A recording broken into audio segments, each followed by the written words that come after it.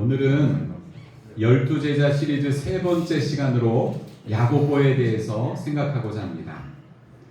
우리가 예수님을 곁에서 따르던 12명의 인물을 살펴보는 것은 크게 보면 두 가지 이유 때문입니다.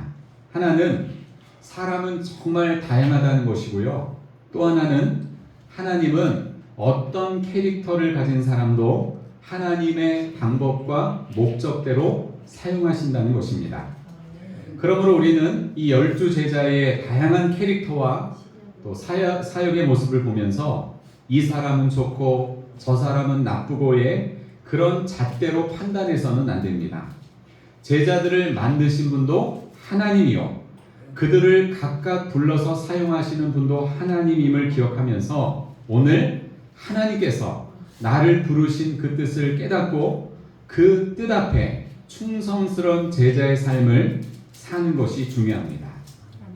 오늘 우리가 살펴보려고 하는 인물은 야고보인데 신약 성경에는 대표적으로 3명의 야고보가 등장합니다. 여기 앞에 화면을 보시면요. 자, 먼저 알페오의 아들 야고보입니다. 알페오의 아들 야고보도 12제자 중 한 명인데 오늘 살펴보는 야고보와 구분하기 위해서 작은 야고보라고 그렇게 부릅니다. 두 번째는 예수님의 동생 야고보입니다. 이 예수님의 동생 야고보는 예루살렘 교회 지도자이면서 또 야고보서를 기록한 인물입니다. 세 번째는 세베대의 아들 야고보, 오늘 우리가 살펴보려고 하는 주인공인데요. 알페오의 아들 야고보를 뭐라고 불렀다 그랬죠? 작은 야고보. 그러면 세베대의 아들 야고보는 뭐라고 부르면 될까요? 큰 야고보. 이렇게 해서 이제 같은 12명의 제자 안에 똑같은 동명이인이 있기 때문에 구분하기 위해서 작은 야고보, 큰 야고보, 그렇게 이야기를 합니다. 그럼 우리는 오늘 누구를 좀 살펴보려고 하는 거예요? 작은 야고보, 큰 야고보? 큰 야고보입니다. 큰 야고보. 이 야고보라고 하는 이름은 구약 성경에 나오는 야곱 아시죠? 야곱. 이 야곱과 같은 이름이에요. 야곱의 헬라식 표현이 야고보, 야코보스입니다. 야고보의 뜻이 뭔지 아세요? 야곱의 뜻을 생각하면 됩니다. 대신 들어앉다, 발꿈치를 잡다, 이런 뜻이에요. 발 뒤꿈치를 잡다. 야곱이라고 하는 그 뜻이 바로 그거잖아요. 발 뒤꿈치를 잡다. 그런 뜻인데 야고보가 바로 그런 뜻입니다. 그러니까 이 이름의 뜻이 좋아 보여요? 아니면 좀 간사해 보여요? 간사해 보이죠. 야곱의 인물의 생애가 그랬습니다. 근데 야고보는 좀 다른 면에서의 개성을 갖고 있었어요. 이 가족 관계를 잠깐 살펴보면 야고보의 동생이 누군지 아세요? 사도 요한. 그 다음에 야고보의 아버지는 저기 나와 있잖아요. 세베대. 엄마는 살로메입니다. 저긴 안 나와요. 자, 근데 아버지는 세베대인데 직업이 뭐죠? 어부입니다. 어부. 근데 어부로서 제법 부유층에 속하는 사람입니다. 어머니는 살로메인데 여러분 복음서에서 살로메라고 하는 여인이 기록된 것을 본 적이 있으실 텐데 이 살로메는 예수님을 항시 따라다니던 여인 중에 하나였습니다. 그리고 예수님의 어머니 이름이 뭐죠? 마리아. 그리고 야고보의 어머니 이름은 살로메. 지금 얘기했잖아요. 살로메. 예수님의 어머니는 마리아, 야고보의 어머니는 살로메. 이 두 사람의 관계가 어떤 관계냐면 친자매지간입니다. 마리아와 살로메, 친자매지간이에요. 그러니까 여러분 야고보와 요한은 예수님과는 사촌지간이었습니다. 어부 출신인 야고보는 베드로와 안드레 형제와도 가까운 사이였던 것으로 보입니다. 같은 어업에 종사를 했으니까 굉장히 친하게 지낸 것으로 알고 있습니다. 그리고 예수님의 내적 제자 그룹이라고 할 수 있는 제자 3인방의 한 멤버가 바로 야고보였는데 예수님의 제자 3인방 혹시 누군지 아세요? 베드로, 야고보, 요한. 안드레는 쏙 빠져요. 왜 빠졌는지 모르겠어요. 근데 제가 이렇게 말씀을 준비하면서 살펴보니까 베드로, 야고보, 요한이 다 한 성격하는 다혈질의 소유자였습니다. 이 사람들이 제자 3인방 혹은 제자 3총사 이렇게 보시면 됩니다. 야고보는요, 베드로처럼 불같은 성격을 갖고 있었지만 부활하신 주님을 만나고 초대교회의 기둥 같은 역할을 하다가 12명의 사도 중에 최초의 순교자로 생을 마감하게 됩니다. 야고보의 중요한 모습을 정리해서 살펴보면요. 먼저 그는 풍족한 삶을 포기하고 부르심에 즉각 순종한 사람이었습니다.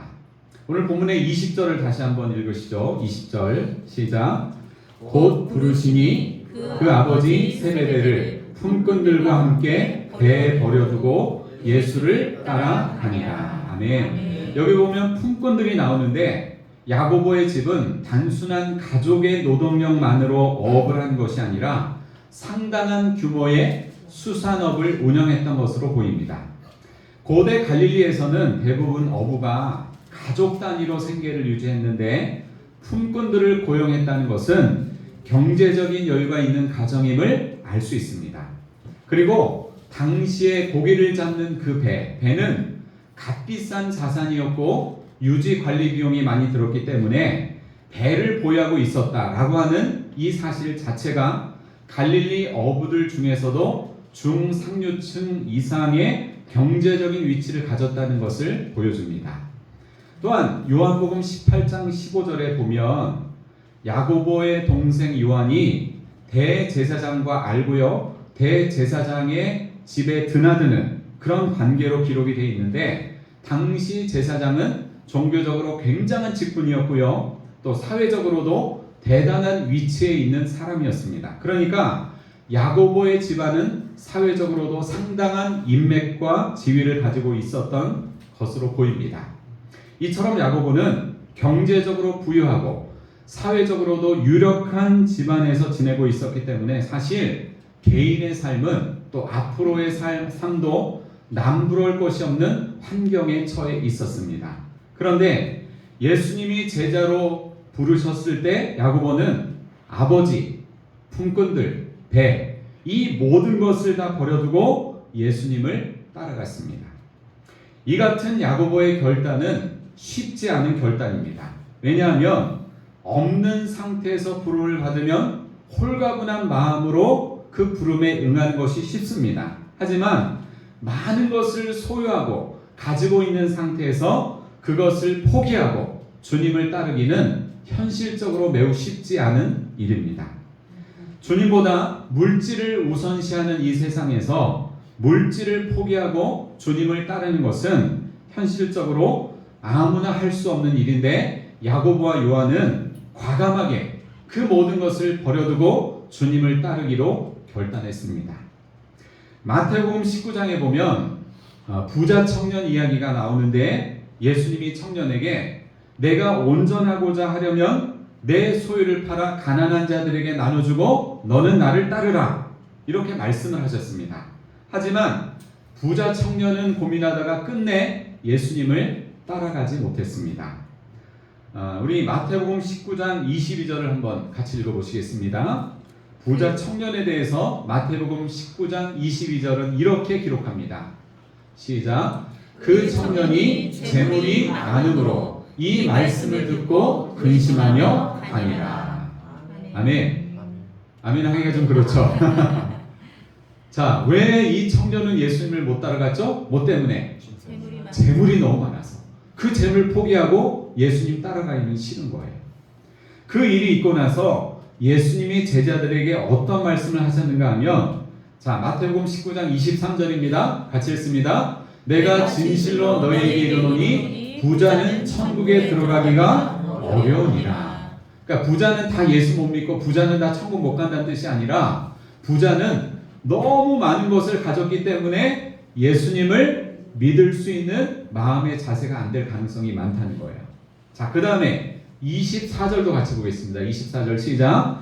다시 너희에게 말하노니 낙타가 바늘귀로 들어가는 것이 부자가 하나님의 나라에 들어가는 것보다 쉬우니라. 세상에 여러분 이런 비유가 어디 있어요, 그죠? 네? 낙타가 어떻게 바늘귀로 들어가요? 근데 이거는 절대 불가능해. 지구가 두 쪽이 나도 불가능한 일이에요. 근데 부자가 하나님 나라에 들어가는 것이 낙타가 바늘귀로 들어가는 것보다 더 어렵다는 겁니다. 여러분 이게 얼마나 이게 아주 강력한 이 비유의 말씀입니까? 많은 것을 가진 사람은 주님보다 자신이 가진 것을 더 의지하기 때문에 주님이 기뻐하시는 방향으로 결단하기가 어렵습니다. 오늘 여러분의 신앙생활은 어떻습니까? 내가 누리는 풍족한 삶과 조건 때문에 예수님 따르는 것을 주저하고 있지는 않습니까? 야고보와 요한처럼 부르심에 즉각 순종할 수 있는 여러분이 되시기를 바랍니다. 아멘. 신앙생활에서 크고 작은 결단은 매우 중요한 부분입니다. 하나님이 어떤 일에 대해서 나에게 어떤 사인을 주실 때 그때 결단하지 못하면 우리는 주님이 주신 좋은 기회를 놓쳐버리게 됩니다.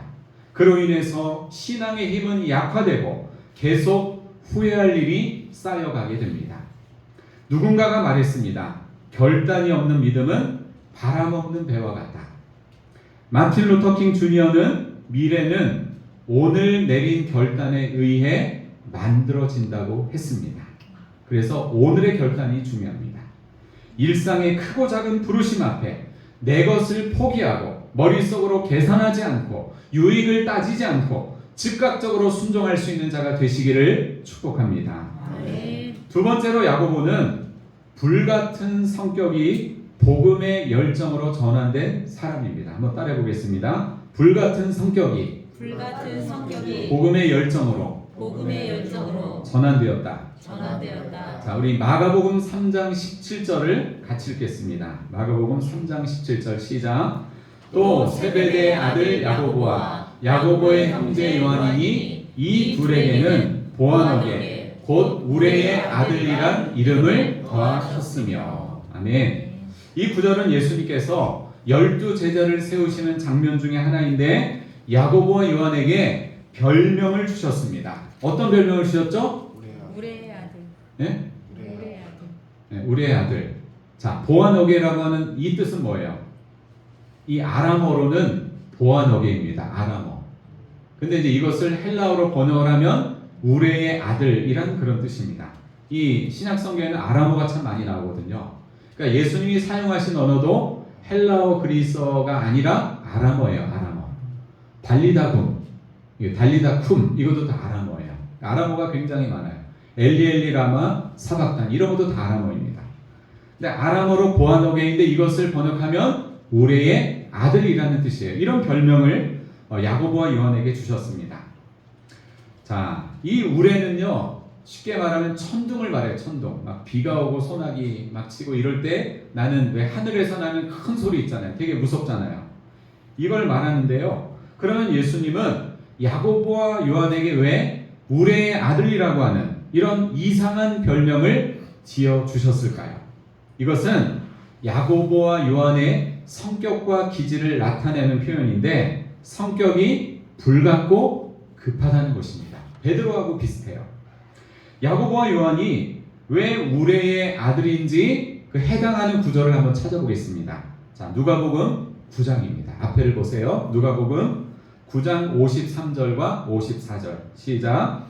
예수께서 예루살렘을 향하여 가시기 때문에 그들이 받아들이지 아니하는지라.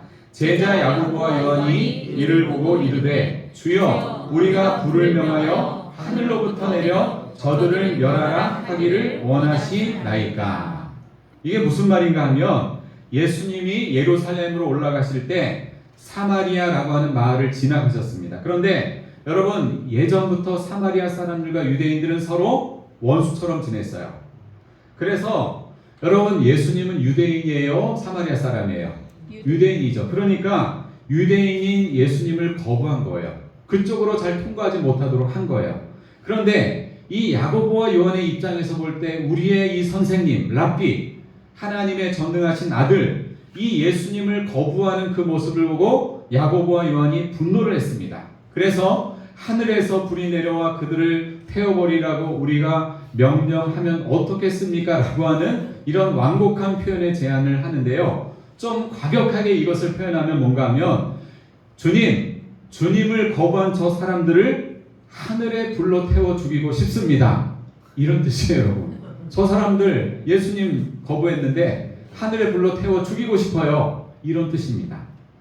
이 말은 예수님의 제자가 할 소리는 아닌데 그만큼 야고보와 요한은 성격이 불같고 급하고 과격하다는 것을 알 수 있습니다.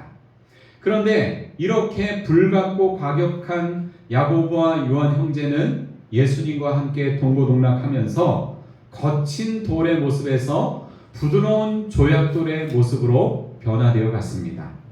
그들은 주님이 가시는 중요한 곳마다 함께하면서 가장 가까이에서 주와 복음을 위해 충성했습니다. 야고보는 12 제자 중에서 가장 먼저 순교한 주님의 제자가 되었고요. 요한은 사랑의 사도로 불릴 만큼 온유하고 사랑이 가득한 사람으로 변화되었습니다. 인간적인 혈기와 분노의 모습이 주님의 손에서 조금씩 다듬어지고 마침내 복음의 열정으로 불타오르는 주님의 사람이 되었습니다. 한번 저를 따라 하시겠습니다. 예수님을 제대로 만나면 에너지의 방향이 세상적인 것에서 복음을 위한 열정으로 바뀐다. 외울 수 있겠어요? 예수님을 제대로 만나면 에너지의 방향이 세상적인 것에서 복음의 열정으로 바뀐다. 자, 옆 사람하고 인사하겠습니다. 외우면서 시작. 예수님을 제대로 만나면 에너지의 방향이 세상적인 것에서 복음의 열정으로 바뀐다. 아멘. 우리 교회 이 예배당 건축을 마무리해 주신 분이 있는데요. 하남에 사시는 송종옥 집사님입니다. 이 송 집사님은 전통 목수에다가 인테리어 사업까지 하는 분인데 예수 믿기 전에는 어떤 삶을 살았느냐? 서울에 있는 가락시장 아시죠, 여러분? 모든 뭐 수산물, 뭐 야채 이런 게 다 거기서 전국으로 공급이 되잖아요. 그 서울에 있는 가락시장에서 해결사를 하시던 분입니다. 해결사가 뭔지 저는 자세히는 모르지만 제가 들은 바에 의하면 가락시장에서 크고 작은 분쟁이 일어나면 이분이 가서 이 분쟁의 문제를 해결을 하는데 만약 말로 해서 안 되면 물리적인 힘을 동원해서 해결한다고 합니다. 이분의 키는 165cm가 좀 안 되는데 온몸이 살인병기입니다. 다리도 일자로 쫙 벌어져요. 그래서 족구를 하면 이렇게 다리가 서가지고 팍팍 막 때려요. 그리고 팔, 다리, 어깨, 몸통 전체가 굉장히 크고 두껍고 단단한 근육질 덩어리입니다. 주특기는 뒤돌려 차기와 누구에게도 뒤지지 않는 깡다구입니다. 이게 주특기예요. 그런데 송 집사님이 예수님을 믿으면서 삶의 변화가 시작되었지만 성격과 기질에서 다듬어져야 할 많은 부분이 있었습니다. 교회에서 주일학교 교장으로 봉사를 하는데 한 번은 주일 오전에 주차 문제로 시비가 붙었습니다. 주일학교 예배를 이 집사님이 드리고 있는데 전화가 온 거예요. 다급한 전화가. 빨리 교회 승합차 빼라고. 이런 전화가 왔습니다. 그래서 집사님의 뚜껑이 서서히 열리기 시작을 했는데 차 빼라고 전화한 분이 만나자마자 이 집사님한테 막 시비조로 말을 하는 거예요.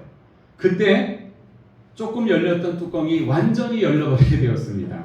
그때부터 이 집사님의 옛날 기질이 발동을 했는데 자기의 가슴으로 상대방의 가슴을 힘으로 팍팍 밀치면서 한번 해볼 테면 해보라고 그냥 팍팍 친 거예요. 그러면서 상대가 꼼짝 못하게 만들었습니다. 그런데 나중에 이 집사님이 시간이 흐르면서 어떻게 변했는지 아십니까?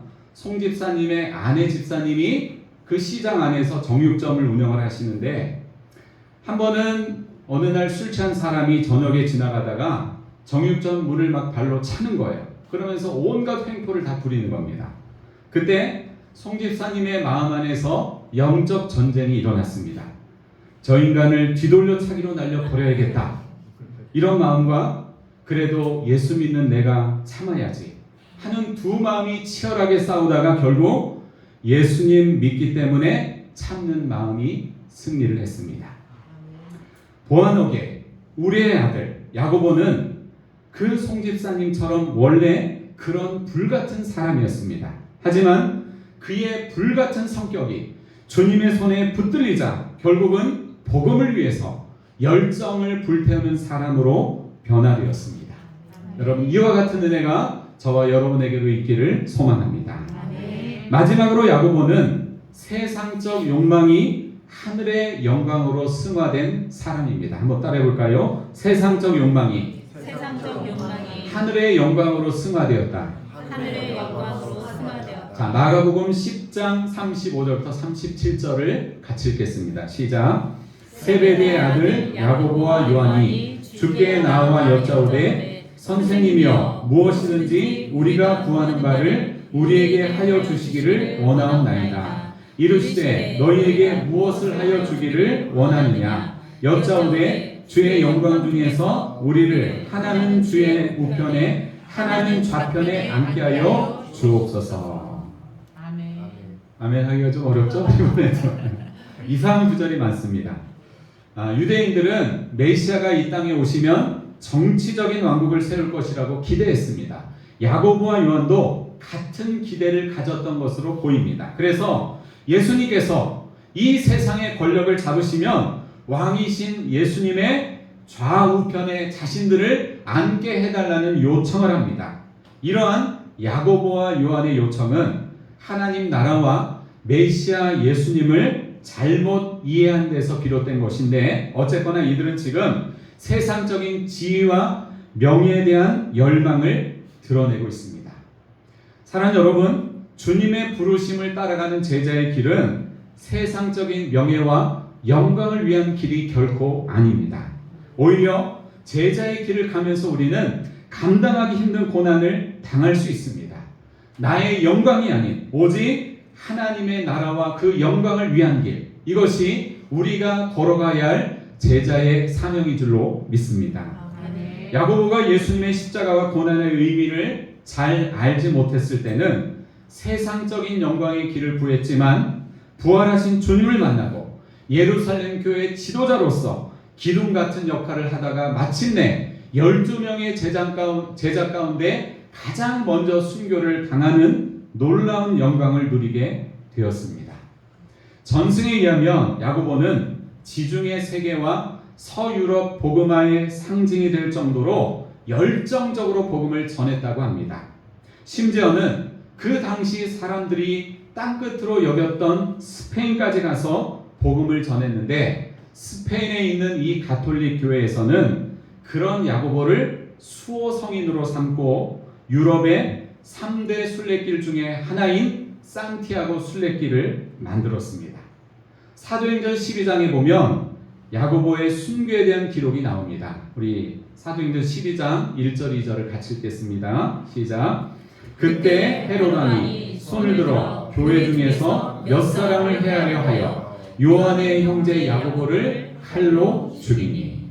여기 나오는 이 헤롯 왕은 예수님 당시의 헤롯 왕이 아니라 헤롯 아그리파 1세 왕을 말합니다. 그는 이스라엘을 왕으로 통치하면서도 유대인들을 두려워했는데, 혹시 유대인들이 반란을 일으키지는 않을까라고 하는 두려움이 있어서 유대인들에게 상당히 아부하는 왕이었다고 합니다. 그래서 헤롯 아그리파 1세는 유대인들에게 잘 보이기 위해서 유대인들이 싫어하는 그리스도인들을 죽이기로 결심했는데, 그 중에 가장 먼저 일타로 죽임당한 사람이 바로 야고보입니다. 그래서 야고보를 순교의 제물로 삼았다고 합니다. 유세비우스라고 하는 역사가의 증언에 의하면 야고보는 목에 베어 순교당하는 마지막 순간까지 예수 그리스도의 복음을 강력하고 열정적으로 증거했다고 합니다. 오늘 야고보에 대한 말씀을 정리하고자 합니다. 여러분, 야고보는 어떤 사람이었습니까? 자, 여기 화면을 보여주세요. 자, 첫 번째로, 자, 같이 읽습니다. 시작. 풍족한 삶을 포기하고 부르심에 즉각 순종한 사람. 자, 두 번째는 불같은 성격이 복음의 열정으로 승화된 사람. 세 번째는 세상적 욕망이 하늘의 영광으로 전환된 사람. 이게 이제 2번, 3번이 끝에 앞뒤가 바뀌었는데, 하여튼 여러분, 우리는 이 야고보의 모습을 살펴보았는데, 여러분의 성격이나 기질, 그리고 여러분이 지금 처해 있는 상황이 어떠하든지 주님의 부르심을 따라서 주님과 동행하며 날마다 새롭게 변화되며 하나님 앞에 주와 복음을 위해 아름답게 쓰임받는 여러분이 되시기를 예수님의 이름으로 축원합니다. 아멘. 아멘. 기도하시겠습니다.